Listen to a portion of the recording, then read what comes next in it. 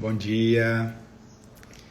Bom, eu já venho utilizando esse horário das 6h30 da manhã das terças-feiras para organizar o conteúdo que a gente está abordando lá na Casa Espírita, no grupo de Introdução à Doutrina Espírita, que eu assumi que eu acompanharia amanhã esse ano. E aí, eu já estava incomodado, com vontade de retomar o trabalho de divulgação do Espiritismo através do culto do Evangelho no lar.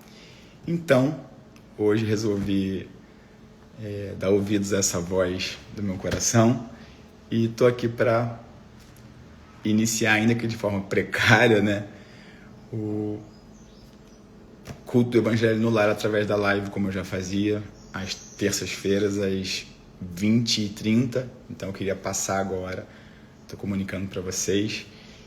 Eu sei que vai ficar disponível a live aí mais para frente, né? Então eu sei que é um horário que as pessoas ainda estão se arrumando para trabalhar, algumas ainda nem acordaram. Então esse conteúdo vai ficar salvo.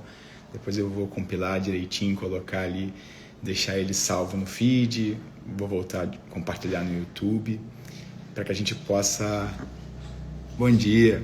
Para que a gente possa voltar a ter essa continuidade e as pessoas que quiserem acordar, que já estiverem acordados e quiserem participar com a gente desse movimento. Lembrando que o culto do Evangelho no lar é uma maneira maravilhosa de trazer a espiritualidade para dentro da nossa casa. Às vezes a gente se perde nos desafios do dia a dia, nas desarmonias que a gente cria muitas vezes sem se dar conta dentro do nosso lar, e através da prática sistemática do culto do Evangelho no lar, uma vez por semana, no dia e horário acordados com a espiritualidade, onde a gente se compromete a sentar em busca de sintonia numa mesa, sozinho ou com a família, abrindo o Evangelho, os livros de sua preferência, trazendo água para fluidificar.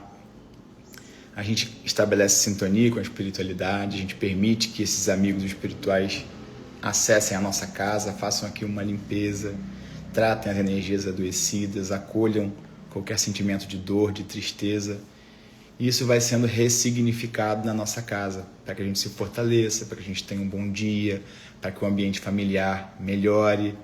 Então, esses são alguns dos benefícios do culto do Evangelho no lar. Então, vamos lá. A minha ideia é todas as terças-feiras, das 7 às 7h30 no máximo.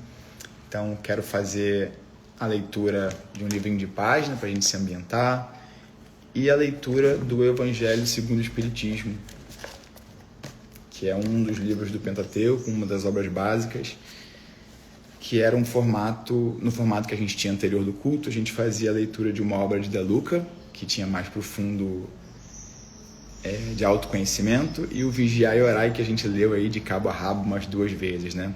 Lá na Casa Espírita que eu frequento, no SESI, a gente está com esse movimento de trazer o Evangelho, segundo o Espiritismo, cada vez mais intimidade para o nosso dia a dia. Então a gente vê de forma tão bonita, né, os nossos amigos evangélicos com a Bíblia debaixo do braço, para baixo para cima, e diante de qualquer dificuldade, eles abrem, recorrem ali, elevam o pensamento e sempre vem um retorno. Da mesma forma, a gente deve agir com o Evangelho segundo o Espiritismo dentro da nossa prática diária. Então, qualquer desafio que eu esteja atravessando, qualquer sensação de angústia, de tristeza, de dúvida, que eu possa também levar o pensamento ao alto e abrir o Evangelho, porque a resposta sempre vem.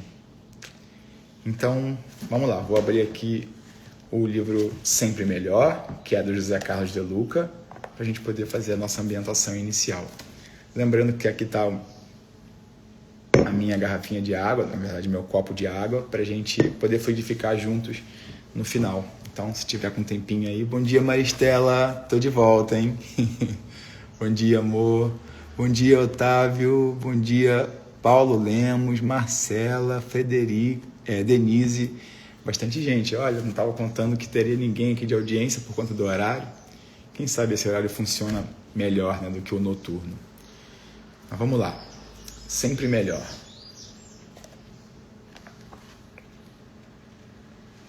Página 58. Vou lembrar de colocar a datinha como eu fazia.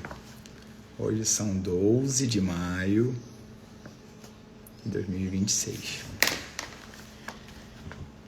Crie cada vez mais paisagens mentais alegres, otimistas, saudáveis. Na mente pessimista está a maioria das nossas doenças. A mente pode ser comparada a uma casa. A doença e a saúde são como duas pessoas que gostariam de morar com você e que têm gostos muito diferentes. Ao contrário da saúde, a doença não aprecia casa limpa, arejada, enfeitada de amor e de paz. Existe grande diferença entre ser doente e estar doente. Cuidado com isso. Quem se julga um doente define a própria natureza, algo permanente e, portanto, com reduzidas chances de mudar. Mas quem está doente revela uma condição momentânea, passageira. Quem é, permanece. Quem está, deixará essa condição a qualquer momento. Jamais pense ou diga, eu sou doente. Diga apenas, eu estou doente. O ambiente que criamos em nossa mente definirá as nossas chances de cura ou manutenção da enfermidade. Vamos arejar a nossa mente com otimismo, boas conversas, boas companhias, leituras edificantes, música agradável, ideias fraternais e muito bom humor, pois com isso a saúde residirá conosco. Veio bem em consonância com o que a gente estava falando aqui sobre a prática do Evangelho no lar, né? Todos os dias a gente pode acordar aí com a saúde, com a doença, com ânimo e com desânimo. E nem sempre a gente vai se lembrar que para a gente combater o desânimo, a gente só precisa se comprometer com o bom ânimo. Para a gente combater o mal que existe em nós, é só a gente focar na luz que a gente tem também. E aqui achei muito legal essa reflexão em que traz a nossa responsabilidade sobre o papel da doença, como a gente se enxerga. Bom dia, Nath, bom dia, Flávia, bom dia, Olga. Sobre como a gente se enxerga. Se nós confiamos e acreditamos num Deus soberanamente justo e bom, a gente não pode acreditar que Deus permitiria que eu passasse uma doença, que eu atravessasse uma dificuldade, que eu não tivesse à minha volta todos os recursos naquele momento para me impulsionar, para me auxiliar à superação. Então por que eu passo por um teste onde eu tenho a possibilidade de superar? Para que você possa extrair alguma coisa de aprendizado daquilo ali. Ninguém sai igual depois de um desafio da doença, depois de um desafio da dor. E se você permanece daquela mesma forma, você está novamente criando atmosfera, oportunidade para que a dor volte a se estabelecer, com o fim útil de que você desperte para essa nova realidade, para os novos conceitos, para que você abra mão de coisas pequenas, que você permite que drene a sua energia. Então, é uma escolha também se reconhecer enquanto estar doente ou ser doente. Muito boas essas reflexões. Então, vamos orar para a gente poder fazer a nossa leitura do Evangelho, porque eu quero ser bem comprometido com esse horário aí das 7 às 7h30, para dar tempo de quem vai para o trabalho, se arrumar, eu, inclusive, poder se organizar. Querido Mestre Jesus, amigos espirituais, é com muita gratidão e amor que mais uma vez me coloco diante dessa mesa, diante das suas reflexões para nós, que eu possa estar atento, inspirado para encontrar nas suas palavras as orientações que eu tanto necessito para dominar as minhas más tendências, para inspirar as minhas escolhas, para auxiliar aqueles que vão me encontrar ao longo do dia de hoje, que nesse culto do Evangelho eu possa me contagiar com a sua luz, com o seu amor, e que eu possa compartilhar com quem quer que esteja ao meu lado ao longo dele. Abençoa também cada um daqueles irmãos que aqui estão comigo nesse momento, comungando dessa oportunidade, desse momento de reflexão e comunhão contigo. Que assim seja. Bom dia, Flávia. Então vamos lá? Estou em dúvida ainda se no Evangelho eu pego para ler desde o início, para a gente não deixar ele passar por nada, ou simplesmente eu venho de forma aleatória. A gente sabe que a espiritualidade nunca permite que a gente se encontra com conteúdos aleatórios, né? A gente sempre ouve o que a gente mais estava precisando naquele momento. Então, vou fazer assim. Acho que eu mesmo respondi minha pergunta. Vou colocar a data porque a gente vai acabar não se repetindo e sempre pegando um assunto diferente. Bom dia, Flávia querida. Então, vou colocar aqui. Hoje são 12 de maio de 2026. Esse é o capítulo 8 do Evangelho segundo o Espiritismo. Bem-aventurados aqueles que têm puro coração. Esses dias eu estava com uma companheira dando um passe uma pessoa que está em tratamento lá na fisioterapia, na nossa casa.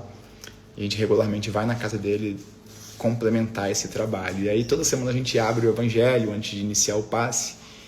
E aí ele perguntou assim, o Evangelho de vocês, do Espiritismo, fala da Bíblia?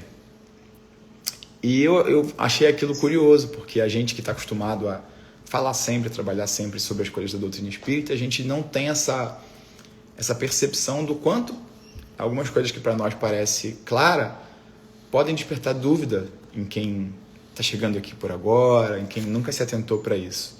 Mas sim, aqui é a interpretação segundo a doutrina espírita do Evangelho de Jesus, né? Então, todas as passagens bíblicas estão aqui no início do Evangelho, de cada capítulo, e aí vem sendo explicado, vem sendo contextualizado. Então, é uma forma da gente compreender com um pouco mais de profundidade as orientações do Cristo. Dito isso, vamos lá. O capítulo 8 é Bem-aventurados aqueles que têm puro coração. E aí dentro dele tem vários subitens. Deixai vir a mim as criancinhas, pecado por pensamentos, adultério, verdadeira pureza, mãos não lavadas, escândalos. Se vossa mão é um motivo de escândalo, cortai-a. Instrução dos espíritos, deixai vir a mim as criancinhas, bem-aventurados aqueles que têm os olhos fechados. Então hoje a gente pode falar só sobre deixar vir a mim as criancinhas, que é o que vai caber aí no nosso horário. Então vamos deixar vir a mim as criancinhas. E aí na semana que vem a gente fala sobre pecado por pensamento e adultério. Combinado? Deixai vir a mim as criancinhas. 1. Bem-aventurados aqueles que têm puro coração, porque verão a Deus. Esse é um texto de São Mateus, capítulo 5, versículo 8. Então a gente tem inclusive as referências bíblicas, né, de onde é que se encontra essa fala. Apresentaram-lhe então criancinhas, a fim de que ele as tocasse. E como seus discípulos afastassem com palavras rudes aqueles que as apresentavam, Jesus, vendo isso, zangou-se e lhes disse: deixai vir a mim as criancinhas, e não as impeçais, porque o reino dos céus é para aqueles que se lhe assemelham. Eu vos digo em verdade, todo aquele que não receber o reino de Deus como uma criança, nele não entrará. E as tendo abraçado, as abençoou, impondo-lhes as mãos. São Marcos, capítulo 10, versículo de 13 a 16. Então, Jesus estava numa reunião com vários discípulos e as pessoas começaram a levar as suas crianças para serem abençoadas por aquelas referências, né, morais. E eles podem ter se constrangido em algum momento e preterido aquelas crianças. E Jesus disse: não, pelo contrário, vamos acolher essas crianças, abençoá-las, manifestar o nosso carinho, nossa gratidão, porque é através do reflexo desse pensamento, da inocência de uma criança, longe dos interesses escusos, do apego à matéria que os adultos, que nós na condição que a gente tem enquanto adulto, né? Que a gente se afasta daquilo que Deus espera daquilo que Deus espera de nós mesmo, né? Porque enquanto a gente é criança, a gente é inocente, a gente ama indistintamente, a gente não julga, a gente não condena. Mas quando a gente cresce, a gente coloca uma profundidade muitas vezes nociva no nosso olhar. Então vamos continuar. A pureza do coração é inseparável da simplicidade e da humildade, e exclui todo o pensamento de egoísmo e de orgulho. Por isso, Jesus toma a infância por emblema dessa pureza, como a tomou para o da humildade, bem dentro do que a gente estava contextualizando, né? Essa comparação poderia não parecer justa, considerando-se que o espírito da criança pode ser muito velho e que traz, em renascendo para a vida corporal, as imperfeições das quais não se despojou nas suas existências precedentes. Aqui a gente está partindo do princípio da reencarnação, né?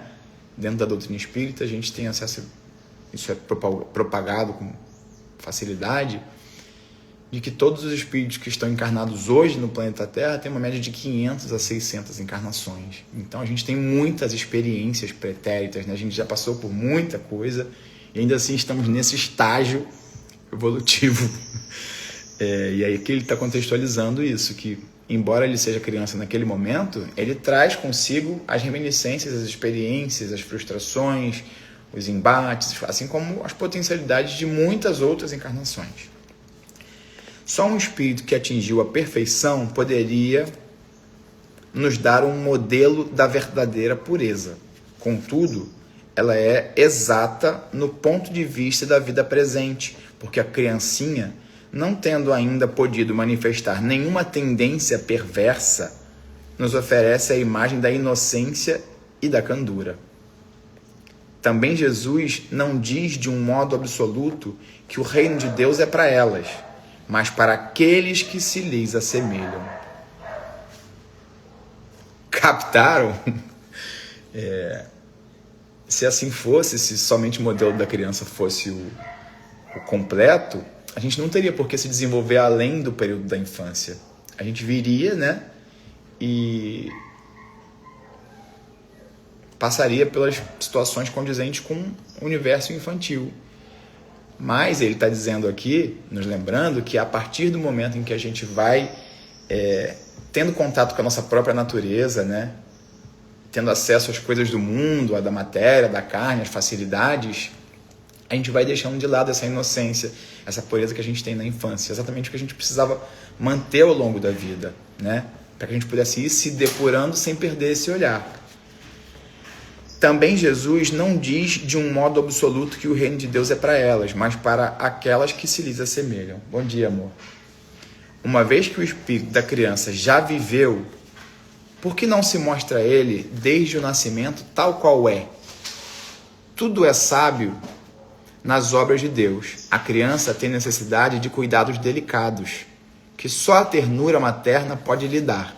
E essa ternura cresce com a fraqueza e a ingenuidade da criança. Para uma mãe, o seu filho é sempre um anjo e precisaria que assim fosse para cativar a sua solicitude. Ela não teria para com ele o mesmo desprendimento se, ao invés da graça ingênua, encontrasse nele, sob os traços infantis, um caráter viril e as ideias de um adulto, e ainda menos se conhecesse o seu passado. Então, cumpre o fim útil, né, a infância, de sensibilizar no espírito daquele que acolhe no lar as disposições para passar por cima das dificuldades de vidas pretéritas. Então, de que outra forma eu acolheria no meu lar um espírito que eu tive diferenças muito grandes em outras encarnações, né? Através do amor, através da percepção do quanto indefesa uma criatura pode ser, o quanto essa criatura precisa do meu amor. Então, é muito claro, a gente consegue ver em vários casos onde a mãe tem uma aversão, às vezes, à criança, o pai, eles têm uma dificuldade, por mais que amem, tem uma dificuldade que eles não sabem identificar a origem. E ele vem trazendo para a gente aqui a reflexão de que, independente dessas dificuldades que se tem consciência, que se não se tem consciência, né, mas se sente, a oportunidade de cuidar, de estender o amor sobre essas criaturas é como o amor cobre a multidão dos pecados. É como se a partir dessa oportunidade aquelas diferenças fossem todas superadas. Bom, seria preciso, aliás, que a atividade do princípio inteligente fosse proporcional à fraqueza do corpo, que não poderia resistir a uma atividade muito grande do espírito, assim como se vê entre as crianças muito precoces. É por isso que, desde a proximidade da encarnação, entrando o espírito em perturbação, perde pouco a pouco a consciência de si mesmo. Vou retomar essa leitura.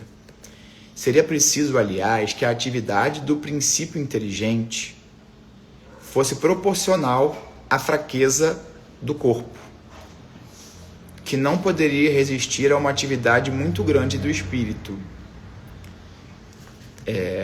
Se assim fosse, né, se a gente tivesse a possibilidade de vivenciar tudo que a gente precisa da encarnação somente no período da infância, o corpo físico tinha que poder acompanhar as potencialidades desse espírito, que muitas vezes a gente reconhece desde muito novinho habilidades de outras encarnações, né? Inteligências acima da média, falas de coisas que possivelmente vieram de outras encarnações, faculdades que ele ainda não conseguiu desenvolver, não teve tempo hábil nem útil para desenvolver isso nessa encarnação, mas que vem de outras encarnações.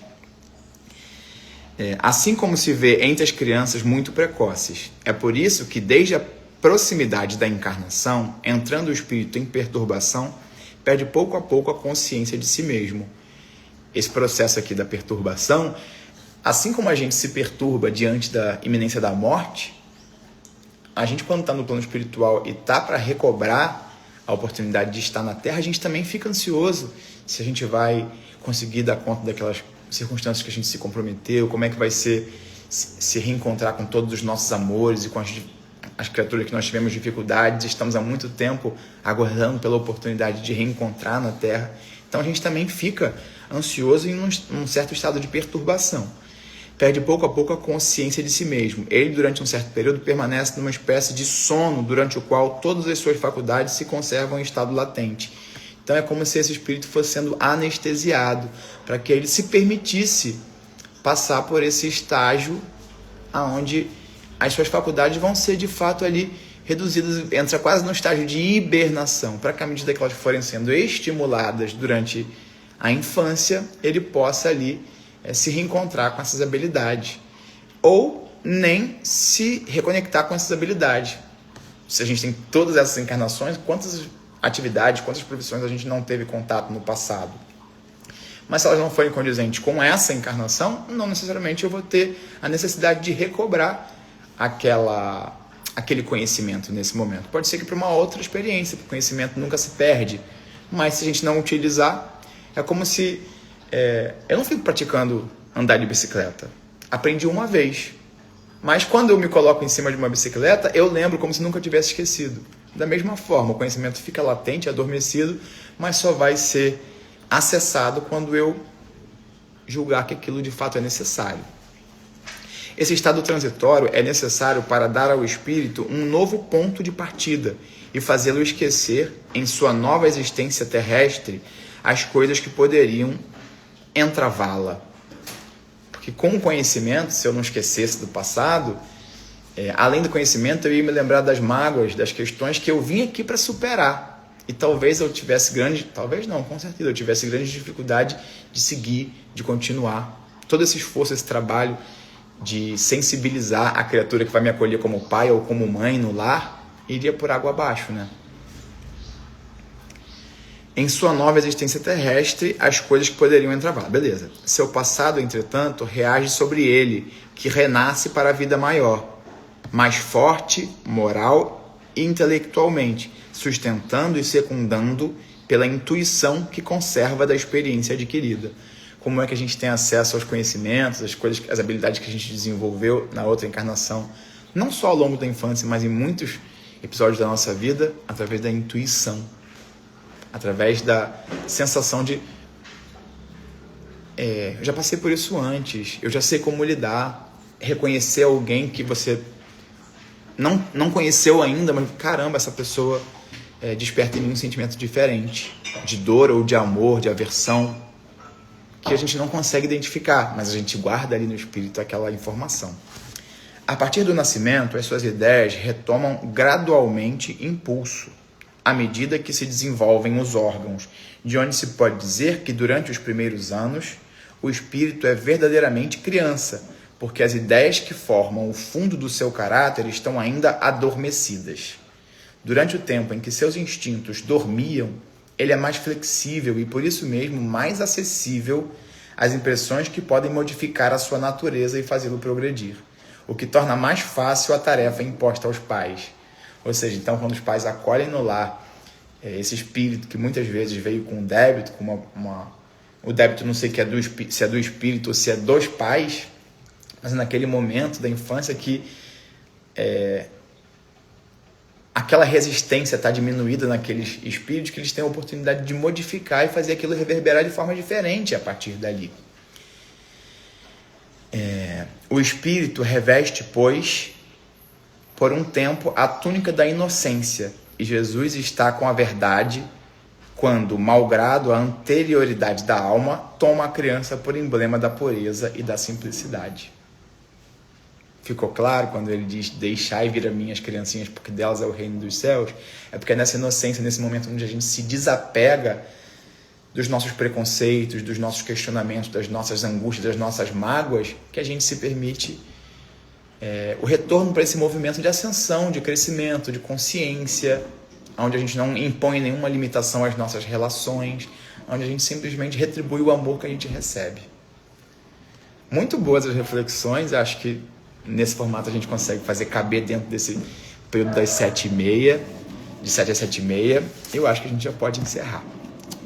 Então, estou muito feliz de estar de volta. Esse é um horário, eu levanto todos os dias 5 horas para treinar de 5h30 e 6h30, então 7 horas não vou ter dificuldade de honrar com esse compromisso. A gente tem que estabelecer metas tangíveis, né? Não adianta eu me comprometer com um momento, com um horário de culto no lar, em que eu sei que eu vou ter vários outros apelos de ordem social ou profissional e que eu não vou conseguir cumprir com aquele combinado. Então eu sei que esse momento da manhã, o momento que eu inicio as minhas atividades de casa, eu começo a estudar, eu vou adestrar os cachorros, e terça-feira vou tentar, a partir de hoje, estou me comprometendo aqui com vocês, com a minha esposa que está aqui atrás fazendo o nosso cafezinho também, de toda terça-feira chegar da academia, sentar aqui com meus livros e às 7 horas, das 7 às 7h30 a gente ter esse bate-papo aqui, onde a gente abre as portas da nossa casa para as orientações do Evangelho, mas também para a espiritualidade, que não deixa de visitar a casa de cada um de vocês. Então vamos orar e pedir pela fluidificação da água para a gente poder encerrar o culto de hoje.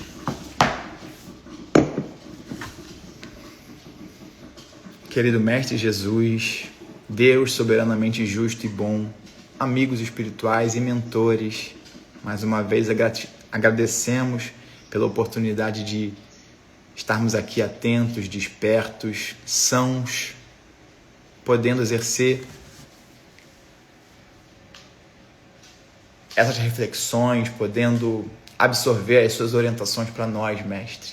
Obrigado pela noite de sono, pela plenitude de podermos despertar levantando da nossa cama, exercendo os nossos sentidos, os nossos quereres, tendo autonomia para tomar as nossas escolhas e que elas possam ser conduzidas com base nas suas orientações para nós, Mestre. Que nós possamos permanecer inspirados ao longo de todo o dia com esses conhecimentos, com essas orientações, com esses despertamentos que estamos aqui em busca de acessar. Envolve os nossos amores, os nossos amigos, que todos eles possam contar com a sua palavra, com a sua inspiração, e que se eles não estiverem suscetíveis, que nós possamos ser o veículo da sua divina misericórdia na vida de cada um dos nossos amores, onde quer que eles estejam, Mestre. Não deixe de complementar essa água com a energia capaz de nos reavivar, de nos energizar, de nos impulsionar no esforço da autossuperação, na recomposição física para as nossas dificuldades do corpo. Nos abençoa e inspira, Mestre, hoje, agora e sempre. Que assim seja, graças a Deus. Então não deixe de compartilhar com quem você puder, com quem você se lembrar, esse momento de reflexão, porque talvez, com certeza essa reflexão vai chegar em boa hora, vai chegar de forma oportuna para quem estiver aqui disposto a absorvê-las. Então, até semana que vem, um beijo grande, fica com Deus.